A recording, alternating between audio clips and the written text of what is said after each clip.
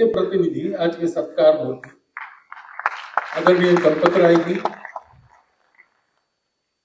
समिति के सभी माननीय पदाधिकारी, आदरणीय ताई जी, उपस्थित सज्जन, माता बहू,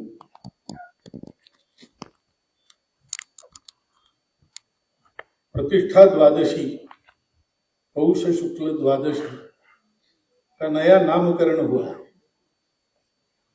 पहले हम कहते थे वैकुंठ एकादशी, वैकुंठ द्वादशी, अब उसको प्रतिष्ठा द्वादशी कहना है, क्योंकि अनेक शतकों से परचक्र झेलने वाले भारत के सच्चे स्वतंत्रता की प्रतिष्ठा उस दिन हो गई। स्वतंत्रता थी, प्रतिष्ठित नहीं थी, क्योंकि भारत स्वतंत्र हुआ 15 अगस्त को, तो राजनीतिक स्वतंत्रता हमको मिल गई। हमारा भाग्य निर्धारण करना हमारे हाथ में आया। हमने एक संविधान भी बनाया, एक विशिष्ट दृष्टि जो भारत के अपने स्व से निकलती है, उसमें से वो संविधान दिग्दर्शित हुआ। लेकिन उसके जो भाव है उसके अनुसार चला नहीं।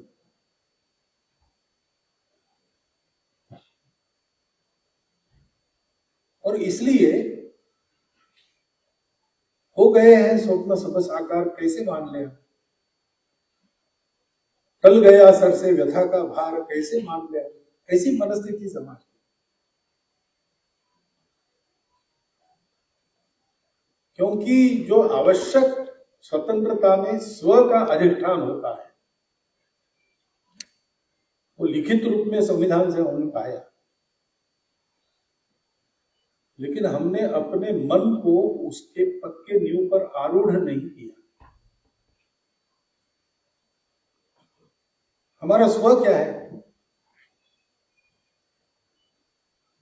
राम कृष्ण शिव, ये क्या केवल देवी देवता है? क्या केवल विशिष्ट उनकी पूजा करने वालों के हैं? ऐसा नहीं है। राम उत्तर से दक्षिण भारत को जोड़ते हैं, लोहिया जी ने कहा। कृष्ण पूरब से पश्चिम जोड़ते हैं, और शिव भारत के कण कण में व्याप्त है।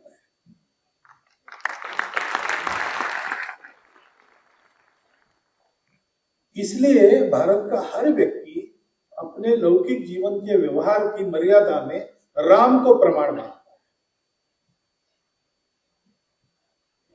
जैसा भी जीवन प्राप्त होगा, उस जीवन को झेलते हुए, अगर झेलना पड़े,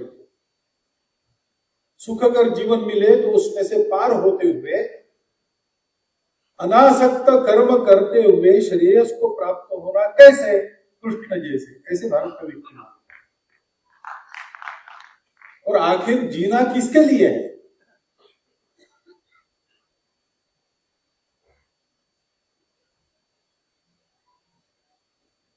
तो अमृत पीकर दुनिया मरती, लो अमर हुआ मैं विषय पीकर।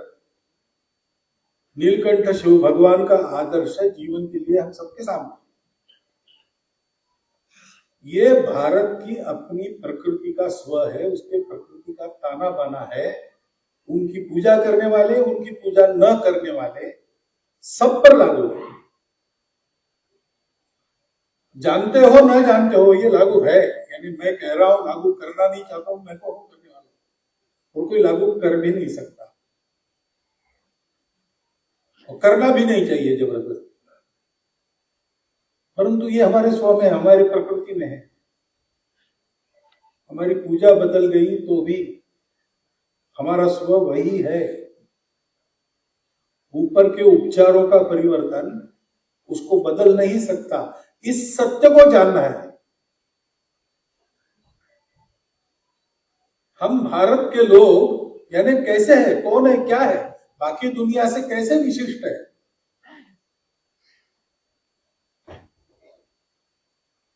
तो तो हम मतों की और मान्यताओं की फिक्र नहीं करते। हम फिक्र ये नहीं करते कौन क्या बना और किसने क्या किया, हम फिक्र ये करते कौन कैसा है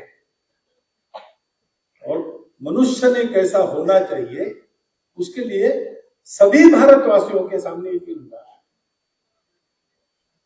जाने अनजाने चाहे अनचाहे, उनके जीवन पर इन तीनों का प्रभाव है और वो रहेगा। वो किसी ने थोपा नहीं है। जैसे बीज में से वृक्ष बनकर आता है, कोई उसको बनाता नहीं है, वैसे हमारी अपनी परंपरा में से हम बनकर आए हैं। कोई भी इस सत्य का साक्षात्कार होना बाकी था, उस सत्य के साक्षात्कार को इस यज्ञ ने हमको कराया। चंपत राय जी कहते हैं वो आंदोलन नहीं यज्ञ है। ये बात बिल्कुल सही। ये शुरू इसलिए नहीं हुआ था किसी का विरोध करना है, ये शुरू इसलिए नहीं हुआ था कहीं झगड़ा बना। ये तो ये होना न देने चाहने वाले कुछ शक्तियों ने किया हुआ खेल है जो इतना लंबा चला और इतने सारे संघर्ष हुए।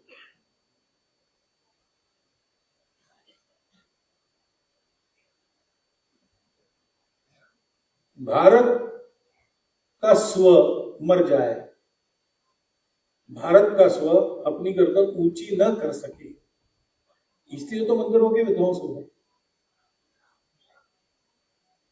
वो देवी देवता उनकी पूजा, ये स्व नहीं था वो, लेकिन उनके रूप में जो आदर्श सामने आते हैं, जीवन के जो मूल्य सामने आते हैं, वो भारतीय है। भारत उसके लिए जाना जाता है। भारत की संविधान की प्रस्तावना में उसका स्पष्ट उल्लेख है सारी बातों। वो पहला नहीं है।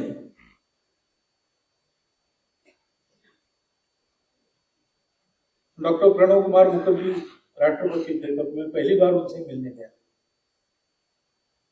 संसद में घर वापसी को लेकर बहुत बड़ा हल्ला चला। तो मैं तैयार होके गया, बहुत पूछेंगे, बहुत बताना पड़ेगा। लेकिन उन्होंने हमको कहा कि अरे भाई, क्या आपके लोगों ने थोड़ा सा कुछ लोगों को वापस में लाया, प्रेस कॉन्फ्रेंस ले, ऐसा कैसे करते हो? ऐसा करने से हल्ला होता है, क्योंकि वो पॉलिटिक्स है। मैं भी आज अगर कांग्रेस पार्टी में होता, राष्ट्रपति नहीं होता, तो मैं भी संसद में यही करता। फिर उन्होंने कहा लेकिन आप लोगों ने ये जो काम किया है उसके कारण भारत का 30% आदिवासी तो इस लाइन पर आ गए। दिख ही रहा था उनके टोन से, तो हमको बड़ा आनंद लगा।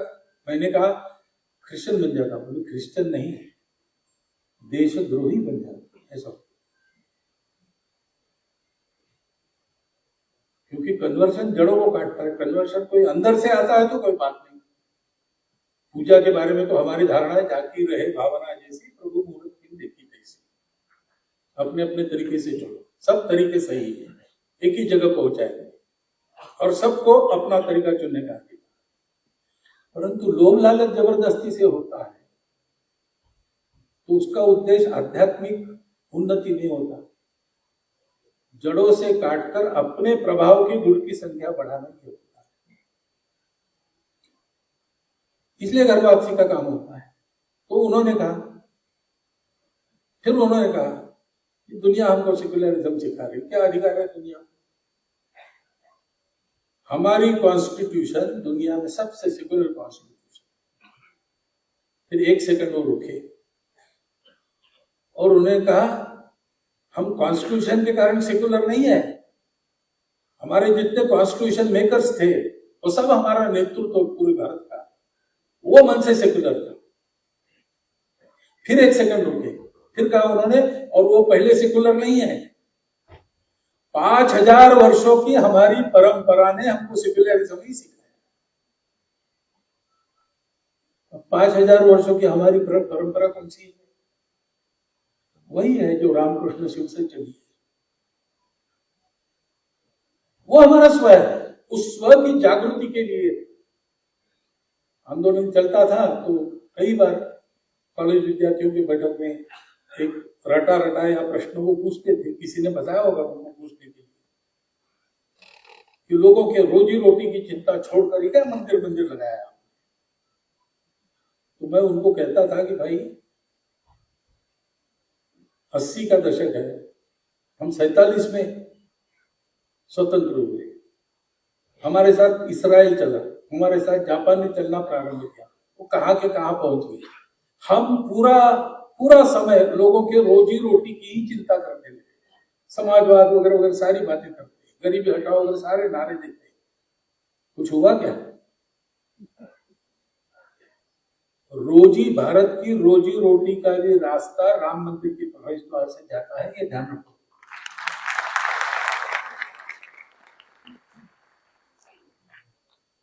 तो ये जो पूरा आंदोलन था भारत के स्व के जागृति के लिए था। भारत फिर से भारत बनकर अपने पैरों पर खड़ा होकर दुनिया को दिग्दर्शित करे, इसलिए था। अयोध्या में जो 1000 वर्षों से कलहों की परंपरा चली थी वो समाप्त हो जाए और अयोध्या वास्तव में अयोध्या बने, इसलिए। और वही होगा, वही हो रहा है। एकदम तो होता नहीं, बीच में बहुत लंबा समय गया है, धीरे धीरे सारी बातें होती है। लोग बड़े अधीन हो जाते हैं सारे मुक्ति यज्ञ के पूर्ण कालावधि में। 35 वर्ष का कालावधि है, विशेषकर 92 के बाद लोग पूछते थे कब होगा कब होगा कब होगा, का उत्तर हमारे पास कहा था। लोग ये भी कहने लगे थे कि मंदिर वही बनाएंगे लेकिन तारीख नहीं बताएंगे। मैं एक ही उत्तर देता था सर कि देखो भाई, संघ के तृतीय संचालक बाला साहब जोरोस उन्होंने कहा है कि ये एकदम होता नहीं है, 20-30 साल लगेंगे। तो 30 साल होने के पहले पूछना नहीं, उसके बाद पूछो। मैं भी रहूंगा, तुम भी रहोगे, तुम रहो तब तक, बीच में मर मत जाना तो तुम देखोगे। तुम बता जरा क्यों? क्योंकि ये होना ही है। भारत स्वतंत्र है, भारत के लोग भारत बनकर खड़े होने ही है। ये हुआ है, इसलिए हुआ है, ये समझकर आगे चलना पड़ेगा।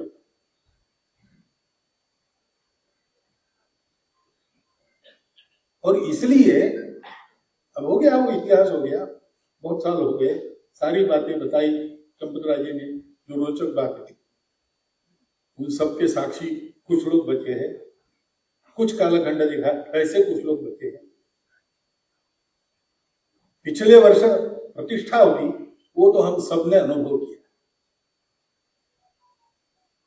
सारे देश का वातावरण, कोई कलह नहीं, कोई झगड़ा नहीं, मुक्त मन से, आनंद से, पवित्र मन से हमने अपने अपने स्थान पर देखा। कुछ लोगों ने वहां आके देखा और रामलला के जीवन के मूल्यों की, धर्म के मर्यादा की स्थापना की बात सब जगह की गई, सब मंचों से की गई। आगे बढ़ना है, लेकिन ये एक लंबा अध्याय चला और उसमें इतने सारे लोग उन्होंने अपना अपना काम किया। बहुत से लोगों ने प्राणार्पण भी किया। अशोक जी को ये देखने को नहीं मिला। महंत रामचंद्र दास जी, स्वामी वामदेव जी, विष्णुहरि डालमिया जी, इन सबको देखने को नहीं मिला। अडवाणी जी की स्वास्थ्य की हालत इतनी खराब थी, वहां उपस्थित नहीं रह सके, लेकिन हमको देखने को मिला। तो ऐसे सब लोगों के सम्मान का ये प्रातिनिधिक कार्यक्रम है,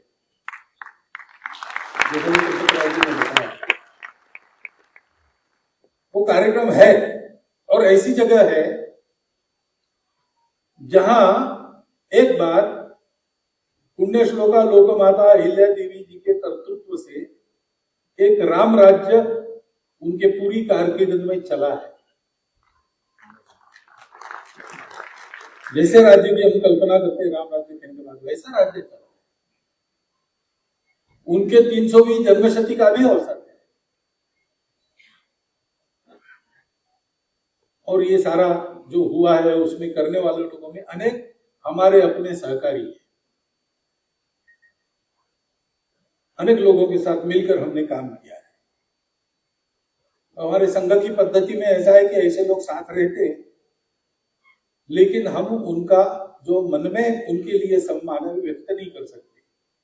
संघ की कार्य पद्धति में उसको अच्छा नहीं मानते, उससे दूर ही रहते। तो धन्यवाद देने की पद्धति संघ में नहीं, लेकिन मन में तो रहता है। तो बहुत सौभाग्य से ऐसा अवसर मिलता है कि हम ये कर सके, सबके सामने ये कर सके, और कोई संघ का संशोधन हमको नहीं टोके, ऐसा अवसर बहुत कम रहता है। वो आस्था, इतने सारे शुभ योग एकत्रित आए, इसलिए हाँ कहने में मुझे देर लगाने का कोई कारण नहीं था। ये तो मेरे लिए सौभाग्य है, इस क्षण को पकड़ना मेरा काम है, तो वो मैंने किया। बस एक ही बात है,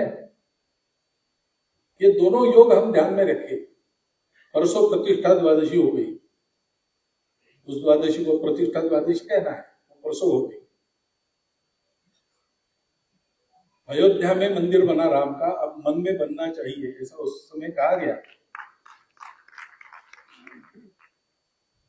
और लोकमाता देवी अहिल्या देवी के स्थान पर हम यहाँ पर उनकी जन्मशती के वर्ष में सब बैठे, ये दोनों का स्मरण मन में करना, इस कार्यक्रम को भी याद रखना। ऐसा त्याग, ऐसा भीम पराक्रम, ऐसा अथक परिश्रम करके हमको कैसा अपने देश को बनाना है, उसके लिए हम स्वयं को कैसे बनना है, इसका चिंतन करना। इसका चिंतन करते हुए हम अपने जीवन में कोई 5 अच्छी बातें जोड़ सकेंगे, कोई परिवर्तन करेंगे, तो मुझे लगता है कि ये जो प्रातिनिधिक सम्मान है, वो प्रातिनिधिक सम्मान पूर्णतः सार्थक हो जाएगा। ऐसा सम्मान इन सबका हो, और चंपत राय जी को ये देखने को मिले कि ऐसा सम्मान हो रहा है, तो आज उनके भी मन में जो स्मरण आया है, वो स्मरण फिर से उनको होगा, और उनके मन में आज से 1000 गुना ज्यादा आनंद पैदा करेगा। वो आनंद उनके मन में पैदा हो, वो आनंद उनके मन में पैदा करने का भाग्य आपको मिले, मुझे भी मिले। ये शुभकामना आपको, मुझको, सबको देता हुआ मैं अपनी 4 शब्द समाप्त